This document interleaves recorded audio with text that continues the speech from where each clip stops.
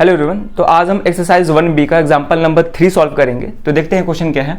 Question है find the HCF and LCM of 612 and 1314 using prime factorisation method. ठीक है, तो यहाँ पे दो नंबर्स दिए गए हैं, दोनों का एचसीएफ और एलसीएम फाइंड करना है प्राइम फैक्टराइजेशन मेथड का यूज करके। ठीक है, अब गिवन नंबर्स का कैसे हम एचसीएफ और एलसीएम फाइंड करते हैं प्राइम फैक्टराइजेशन मेथड से या फिर लॉन्ग डिवीजन मेथड से, इसको हम डिटेल में डिस्कस किए हैं एचसीएफ और एलसीएम के वीडियो में। ठीक है, आप डिस्क्रिप्शन बॉक्स में जाके देख सकते हैं। ठीक है, चलिए फिर, या फिर एनसीईआरटी की जब प्लेलिस्ट खोलेंगे तो वहां पे आपको एचसीएफ और एलसीएम पे अलग अलग वीडियोस मिल जाएंगे जिसको हम डिटेल में एक्सप्लेन किए हैं। अब ध्यान से देखेंगे कैसे इसको सॉल्व करेंगे। तो पहले हम क्या करेंगे कि गिवन नंबर्स का अलग अलग से प्राइम फैक्टराइजेशन करेंगे। तो पहले हम 612 को करते हैं। ठीक है, अब प्राइम फैक्टराइजेशन भी करने का दो तरीका होता है, एक टेबुलर फॉर्म जो टेबल बना के हम लोग करते हैं, और एक फैक्टर ट्री मेथड होता है। ठीक है, उसको भी हम बता देंगे। पहले हम टेबुलर फॉर्म वाला करते हैं, टेबल बना के। 612 कौन से प्राइम नंबर से डिवाइड होगा? 2 से। सबसे छोटा प्राइम नंबर लेना होता है, ये 2 से डिवाइड हो जाएगा कितने टाइम्स में? 306 टाइम्स में। ये भी 2 से हो जाएगा क्योंकि इवन है 153। ठीक है, अब ये 2 से नहीं होगा, 3 से चेक करते हैं। 3 से हो जाएगा क्योंकि सारे डिजिट का सम क्या हो रहा है? 9, और 9 3 से डिविजिबल होता है तो ये भी नंबर 3 से डिविजिबल होगा। ठीक है, तो ये 51 टाइम्स में। अब ये भी 3 से डिविजिबल हो जाएगा क्योंकि ये 6 होगा, ऐड करेंगे तो 6 3 से डिविजिबल होता है तो ये भी होगा। तो ये कितने टाइम्स में हो जाएगा? ये हो जाएगा 17 टाइम्स में, और 17 प्राइम नंबर है तो 17 से ही डिवाइड होगा। अब क्या करेंगे, 612 को उसके प्राइम फैक्टर्स के प्रोडक्ट के फॉर्म में लिखेंगे। तो ये सारे प्राइम फैक्टर्स है उसके, तो 2 × 2 × 3 × 3 × 17। अब ध्यान से देखेंगे, अगर कोई प्राइम फैक्टर्स रिपीट करता है, एक से अधिक बार रिपीट करता है, तो उसको हम पावर या एक्सपोनेंट के फॉर्म में लिखते हैं। तो यहाँ पे दो बार रिपीट हो रहा है तो इसको हम 2 पावर 2 लिख सकते हैं।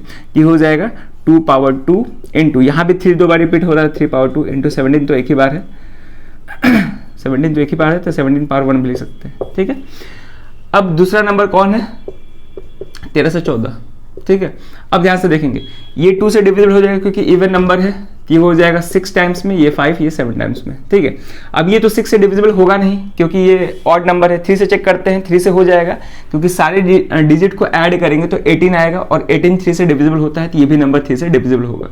तो ये 2 टाइम्स में, और ये हो जाएगा 1 टाइम्स में, और ये 9 टाइम्स में। फिर से चेक करेंगे, ये भी 3 से डिविजिबल है क्योंकि सारे डिजिट का सम 12 है, और 12 3 से डिविजिबल होता है तो ये भी होगा। तो ये कितने टाइम्स में हो जाएगा? 73। अब 73 एक प्राइम नंबर है, आप चेक कर सकते हैं, तो 73 से ही डिवाइड हो पाएगा। ठीक है, तो यहाँ पे 1314 को भी प्राइम फैक्टर्स के प्रोडक्ट के फॉर्म में लिखेंगे तो ये हो जाएगा 2 × 3 × 3 × 73। ठीक है, तो ये हो जाएगा 2 × 3 दो बार रिपीट हो रहा है तो ये हो जाएगा 3 पावर 2 × 73 एक बार है। क्लियर है यहाँ तक? अब ध्यान से देखेंगे, अब प्राइम फैक्टराइजेशन कर लिए। अब प्राइम फैक्टराइजेशन करने के बाद अब हम जा रहे हैं एचसीएफ और एलसीएम निकालने। एचसीएफ ऑफ 612 और 1314।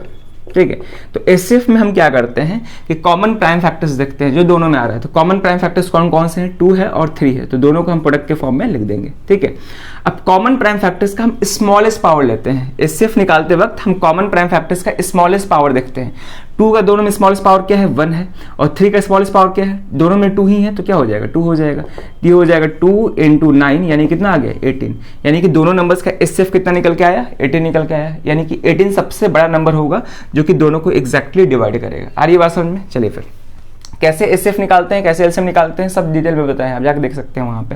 क्लियर है? तो एचसीएफ में हम बता रहे हैं हमेशा कॉमन फैक्टर्स लेते हैं और उसका स्मॉलेस्ट पावर लेते हैं और उसको मल्टीप्लाई कर देते हैं, स्मॉलेस्ट पावर। ठीक है, और मल्टीप्लाई कर देते हैं तो हमको क्या मिल जाएगा? एचसीएफ मिल जाएगा। आ रही बात समझ में? अब एलसीएम में ध्यान से देखेंगे, एलसीएम कैसे फाइंड करते हैं। 612 है और 1314 है। ठीक है, तो एलसीएम में क्या करते हैं, हम कॉमन प्राइम फैक्टर नहीं देखते, हम इसमें देखते हैं कि हमको प्राइम फैक्टराइजेशन में कौन कौन से प्राइम फैक्टर्स आए हैं, यानी कि जितने सारे नंबर्स दिए गए हैं उनके प्राइम फैक्टराइजेशन में कौन कौन से प्राइम फैक्टर्स आए हैं। तो यहाँ पे 2 है, 3 है, 17 और 73 है। तो यहाँ पे सारे प्राइम फैक्टर्स को प्रोडक्ट के फॉर्म में लिख देंगे, यानी कि 2 × 3 × 17 × 73 सबको हम प्रोडक्ट के फॉर्म में लिख देंगे। यहाँ पे कॉमन नहीं देखते, यहाँ पे सारे प्राइम फैक्टर्स लेते हैं। अब इन सारे प्राइम फैक्टर का हाईएस्ट पावर लेते हैं। यहाँ पे हम लोग स्मॉलेस्ट पावर लेते थे कॉमन प्राइम फैक्टर का, यहाँ पे हम लोग सारे प्राइम फैक्टर का हाईएस्ट पावर लेते हैं। तो यहाँ पे 2 का हाईएस्ट पावर क्या है? 2 है, 3 का हाईएस्ट पावर 2 है, 17 का 1 है और 73 का भी 1 है। अब इन सबको हम मल्टीप्लाई कर देंगे तो ये हो जाएगा 4 × 9 × 17 × 73।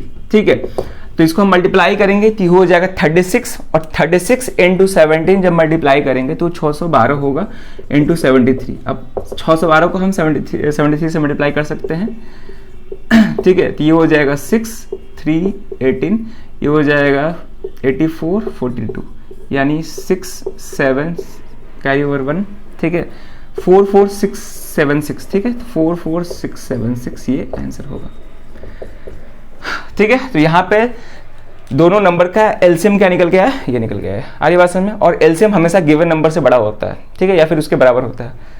या फिर एचसीएफ यहाँ पे ध्यान से देखेंगे, एचसीएफ हमेशा गिवन नंबर से छोटा होता है और एलसीएम हमेशा गिवन नंबर से बड़ा होता है। केवल मतलब बराबर भी होता है, लेकिन बराबर किसके होता है, गिवन नंबर्स में से जो बड़े नंबर होते हैं उसके इक्वल होता है, आगे बात समझ में। और ऐसे जनरली क्या होता है, एलसीएम हमेशा गिवन नंबर से बड़ा आता है, ठीक है।